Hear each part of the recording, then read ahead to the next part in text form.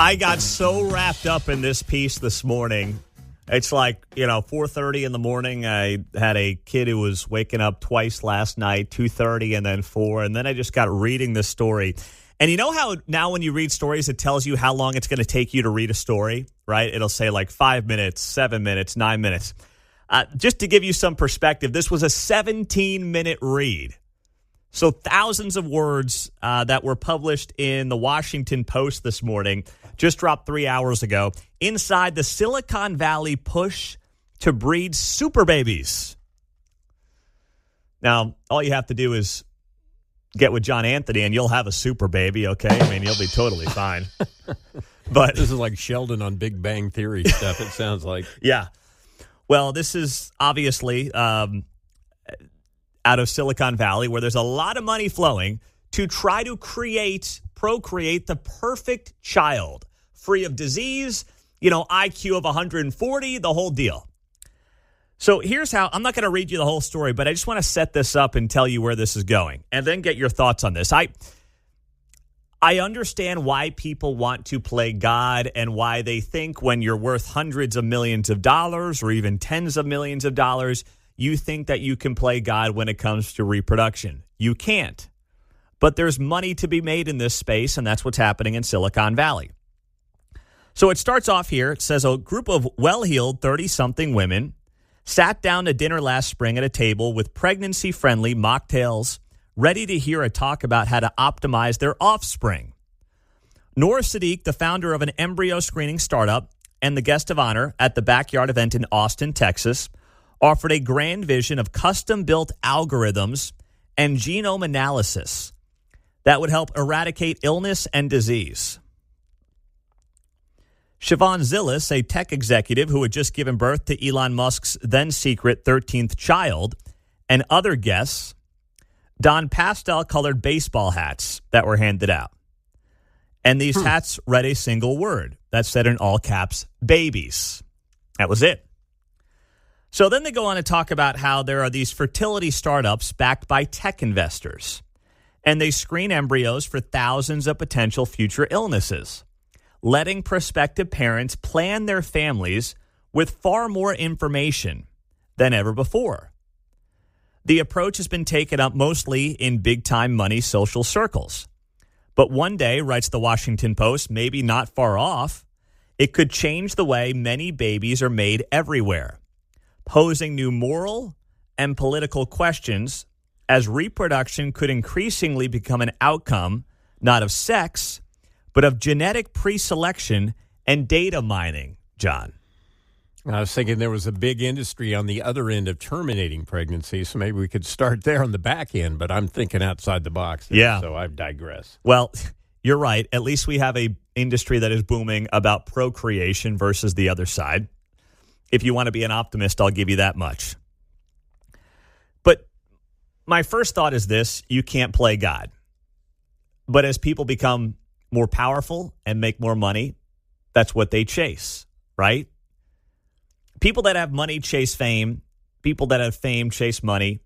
And that's why you oftentimes see these people get into politics. They get into different arenas where they can just have an outsized influence and power in their own minds. So none of this is surprising to me.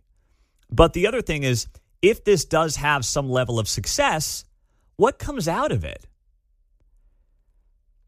You will just grow the haves versus the have-nots in this country. If those with already, let's be honest, right? If you're the child of Elon Musk, you're born on third base. Heck, you're born 5 feet from home plate at that point. You got a 90-foot baseline. You're born third base plus 85 feet is where you're born. Like already, if you're born into money, and that's fine, it's America, you will have a leg up over the kid born on the east side of Kansas City.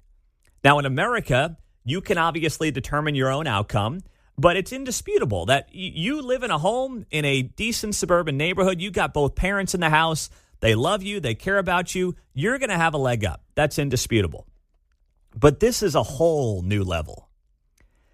If you are going to have people who already have that leg up be able to procreate and figure out how to make sure my kid can't get bipolar, cancer, Alzheimer's, obesity, schizophrenia. That's what this article goes on the note they're trying to do. I bet they left out one. What's Gender that? dysphoria. Yeah, good I point. bet they didn't put that on the list. Good point. But in theory, we could eradicate that problem. As it were. I don't think we need to go down the genome route to eradicate that. We just need people to have some freaking common sense and bring that back. Well, yeah, it all circles back to that. Yes. It is now standard for pregnant women and couples undergoing in vitro fertilization, writes the Washington Post, to test for rare genetic disorders stemming from a single gene mutation, such as cystic fibrosis or Down syndrome.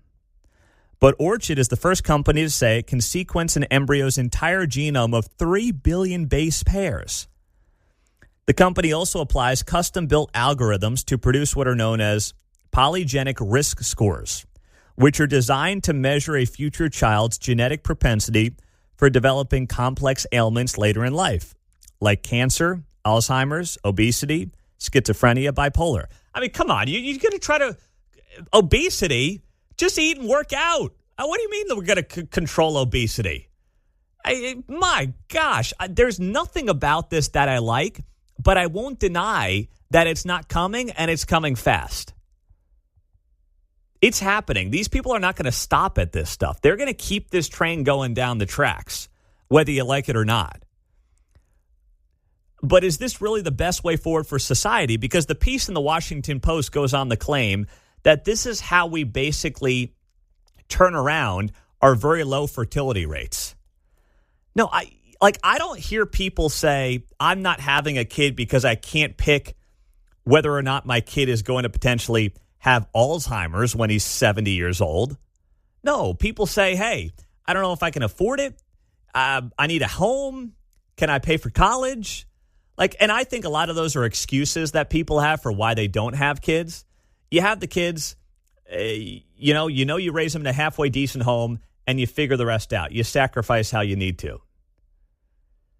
For most people that are saying I'm not having kids for reasons X, Y, or Z, they're finding excuses in large part. That's what they are.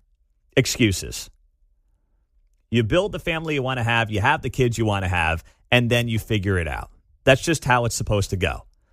But I don't think this is going to be the great turnaround that some people insist it's going to be. First off, it will be very expensive for most people. The people that say, I can't afford a home, that's why I'm not having kids, are suddenly going to be able to go out there and afford whatever this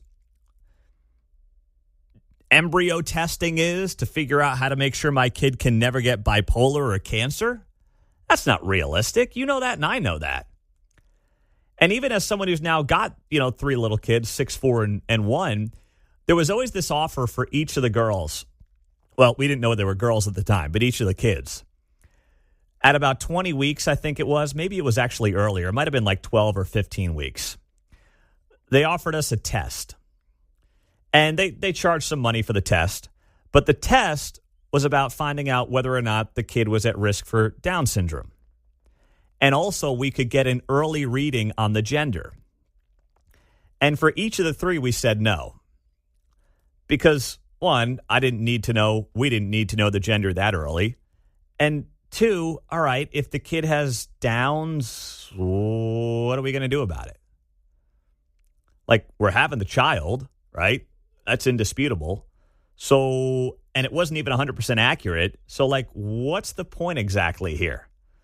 To give us more anxiety going into another child? It was just totally absurd.